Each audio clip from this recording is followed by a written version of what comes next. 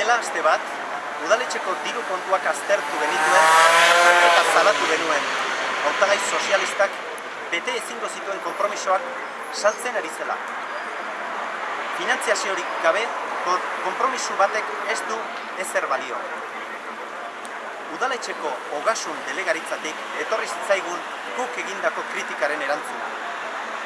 Benetan, zinestezina, berriro ere adierazten digu honek bere izaera. Ez ditu guk egindako adierazpenak ukatzen, eta garrantzitsuena, baieztatzen digute, 4 urtetan 25 milioi aurreztu ditzakegula inbertsioak egiteko. Irun batentzat ridikulotzat jotzen dugu kantitatea. Baina hori da bere gestioaren ondorio zuzena. 4 urtetan gastatuko ditu 40.000 milioi peseta eta 4.000 milioi besterik inbertituko ditu.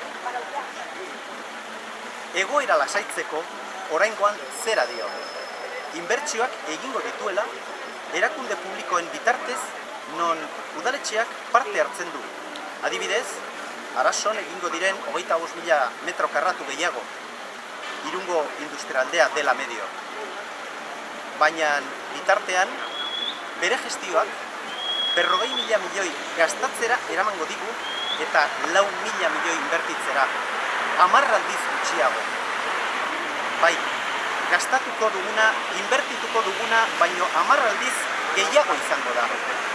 Zentzugabea benetan. Aurrera ateratzeko beharrezkoa dugu inbertsioa.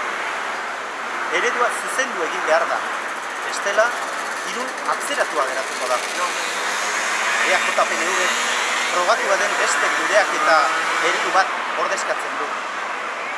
Prest gaude praktikan jartzeko Irunen, eta berarekin hiriaren garapena bermatzeko. Maiatzaren 23an hutsean geratuko ez den hitzarekin. Eskerrik asko.